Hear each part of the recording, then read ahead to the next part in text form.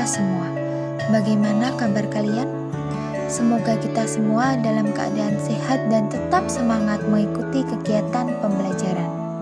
Tujuan dalam pembuatan video pembelajaran ini sebagai media edukasi submateri upaya pelestarian dan ancaman serta mengangkat potensi lokal dalam kegiatan konservasi burung paruh bengkok di Pasar Muntilan.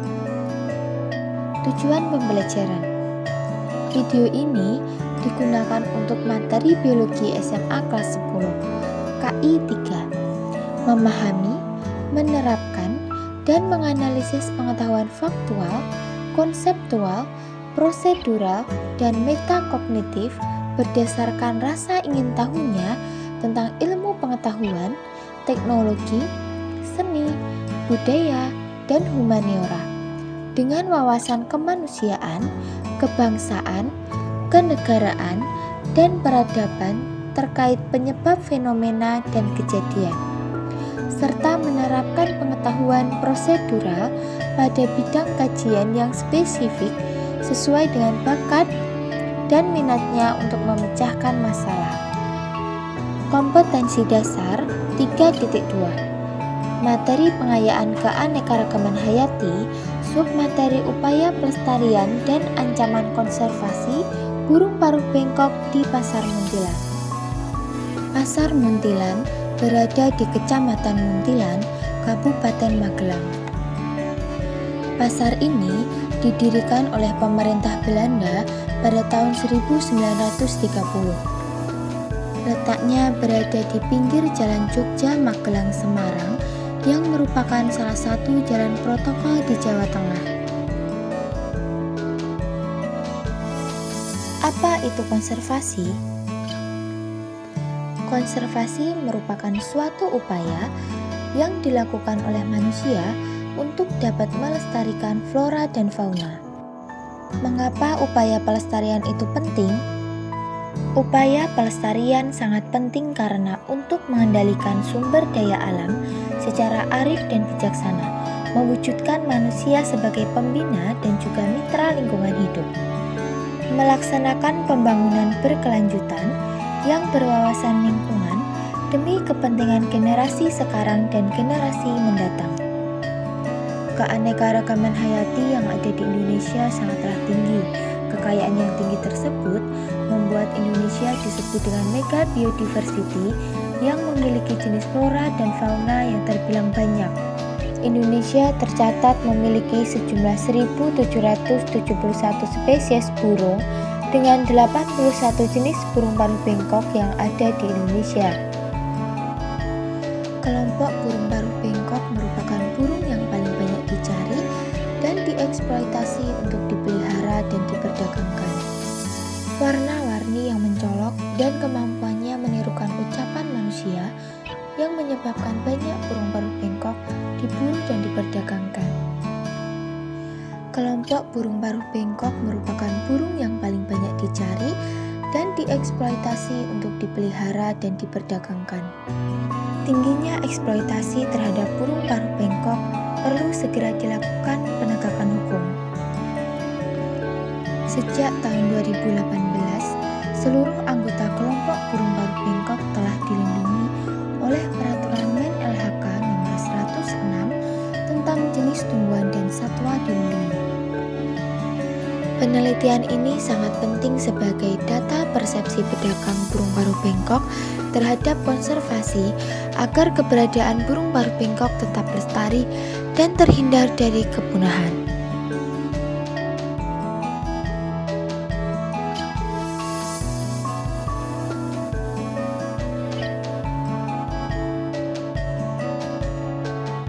Burung paruh bengkok yang diperdagangkan di Pasar Muntilan.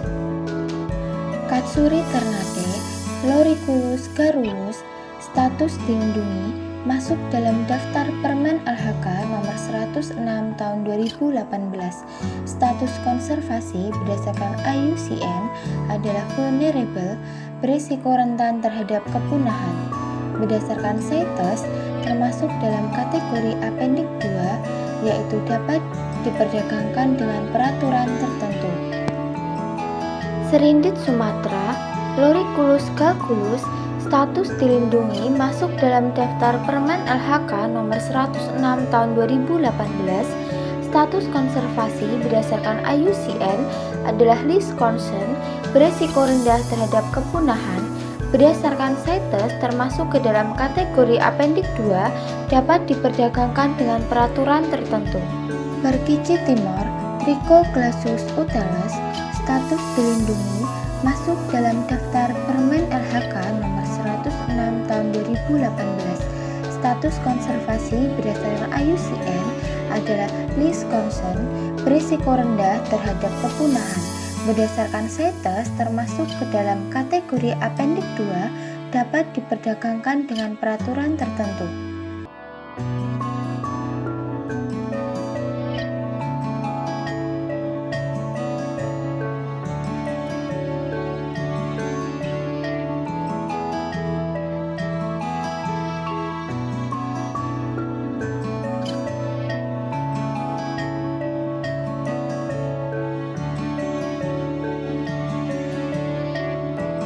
Persepsi merupakan pengalaman tentang objek, peristiwa, atau hubungan yang diperoleh dengan menyimpulkan informasi. Pada penelitian persepsi konservasi yang dimaksud mengenai persepsi penjual terhadap konservasi burung paruh bengkok di Pasar Muntilan. Halo semua, kita simak wawancara persepsi pedagang burung paruh bengkok ya. Nama saya Ihsan Sarbani, alamat Payan Gondowangi Sawangan, usia 41 tahun, pendidikan terakhir saya SD.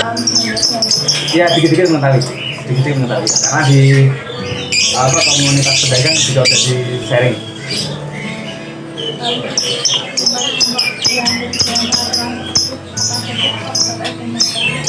Yang di paruh bengkok yang di situ mungkin jenis kakak tua, jadi begini, terus nuri, jadi ya sangat setuju ya, karena akan menjaga ekosistem daripada burung itu sendiri.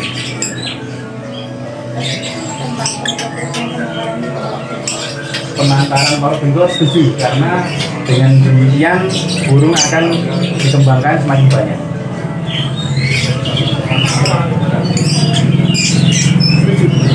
Ya, sangat setuju. Akan menjaga komunitas burung itu, akan menjaga ekosistem juga. Pelestarian ya, untuk pelestarian daripada burung itu sendiri juga ya. Nama saya di sini di Pak Sujarwo, itu aja paling mudah. Kalau usia saya ya sekitar 60-an tahun. Kalau ditanya masalah pendidikan ya SLTA. Ya. Kalau asli saya itu dari Jogja, bukannya Sleman. Kalau kecamatan ya sekitar Gasing kecamatan. Mengenai Undang-Undang Nomor 5 tahun 2020, di masa ini belum Pak? Untuk sementara ini ya belum paham saya. Apakah belum ada ini Pak? Karena belum ada pemberitahuan. Pasalnya belum. Iya. Jadi untuk mengenai burung yang apa saja yang khusus paruh bengkok yang ada di dalam pasal tersebut belum mengetahui atau belum Pak? Belum paham. Soalnya kenapa Pak? Ya gimana ya? Karena kondisinya itu. Iya. Belum ya bisa. Iya. Jadi untuk itu buatan Pak mengenai undang-undang perlindungan satwa liar tersebut. Nah, untuk sementara ini belum lah ya Pak ya. Belum untuk sementara ya. Kenapa Pak? Ya karena gimana? Kalau kita itu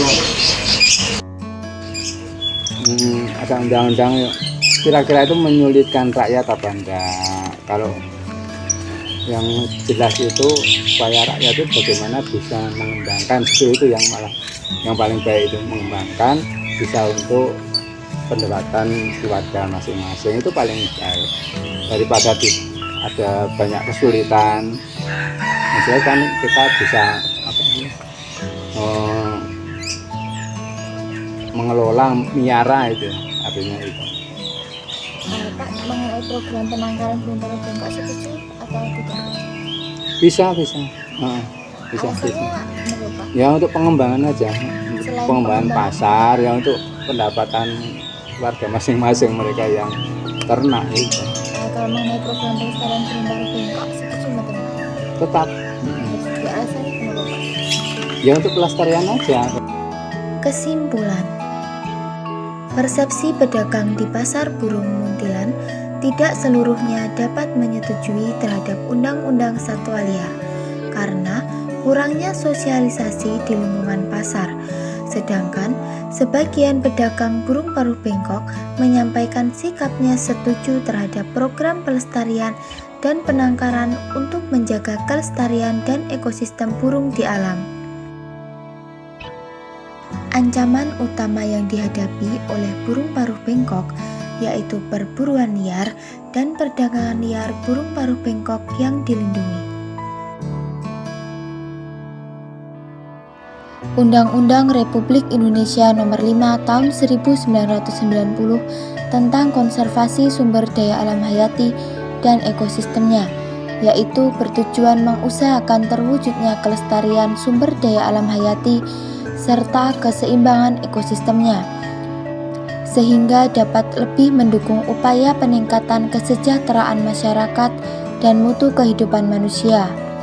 Peraturan Menteri LHK Nomor 106 Tahun 2018 tentang perubahan Peraturan Menteri LHK Nomor 20 Tahun 2018 menyatakan bahwa semua jenis burung paruh bengkok tergolong satwa yang dilindungi oleh undang-undang, kecuali seperti burung lovebird, Agapornis roseichollis, burung parkit, Melopsittacus undulatus, dan burung kalek atau cocktail Nymphicus hollandicus tidak masuk dalam daftar dilindungi. Kategori status konservasi IUCN Retiles merupakan kategori yang digunakan oleh IUCN, singkatan dari International Union for the Conservation of Nature and Natural Resources, dalam melakukan klasifikasi terhadap spesies berbagai makhluk hidup yang terancam punah. Dari status konservasi ini, kemudian IUCN mengeluarkan IUCN Retiles of Threatened Species atau disingkat menjadi IUCN Retiles, yaitu daftar status kelangkaan suatu spesies. Kategori status konservasi dalam IUCN Retiles meliputi extinct, punah, extinct in the wild, punah di alam liar, critically endangered, kritis, endangered, terancam punah, vulnerable, rentan, near threatened, hampir terancam, least concern, berisiko rendah, data defisien, informasi kurang, dan not evaluated, belum dievaluasi. CITES singkatan dari Convention on International Trade in Endangered Species of Wild Fauna and Flora adalah kesepakatan internasional antar negara dalam perdagangan flora dan fauna. CITES menetapkan 3 kategori jenis-jenis burung yang dapat diperdagangkan secara internasional, meliputi Appendix 1 adalah daftar seluruh jenis burung yang dilarang untuk diperdagangkan secara internasional kecuali hasil penangkaran dan dalam keadaan tertentu yang dianggap luar biasa. Appendix 2 adalah daftar seluruh jenis burung yang dapat diperdagangkan secara internasional dengan pengaturan khusus. Appendix 3 adalah daftar seluruh jenis burung yang dilindungi di negara tertentu dan dapat dinaikkan peringkatnya ke dalam Appendix 2 atau Appendix 1. Upaya pelestarian yang dilakukan. Salah satunya yaitu penangkaran. Penangkaran burung paruh bengkok bertujuan untuk pengembangbiakan atau perbanyakan secara buatan dalam lingkungan yang terkontrol dan penetasan telur atau perbesaran anakan yang diambil dari alam. Izin penangkaran dapat diberikan kepada perorangan, organisasi berbadan hukum, koperasi, atau lembaga konservasi. Upaya konservasi dengan menangkarkan burung paruh bengkok. Yang pertama, menyiapkan indukan yang berkualitas. Yang kedua, menyiapkan kandang dengan bahan logam dan disiapkan juga kotak kayu untuk tempat bertelur, dilengkapi dengan serpihan sabut kelapa di dalamnya. Yang ketiga, mengkawinkan indukan jantan dan betina. Yang keempat, pemberian pakan dan minum secara teratur. Frekuensi atau waktu pemberian pakan dilakukan secara bervariatif, 3-5 kali pemberian pakan sehari. Mari kita semua hentikan perburuan liar dan perdagangan burung paruh bengkok yang dilindungi. Kita hidup berdampingan dengan burung paruh bengkok itu sendiri. Terima kasih.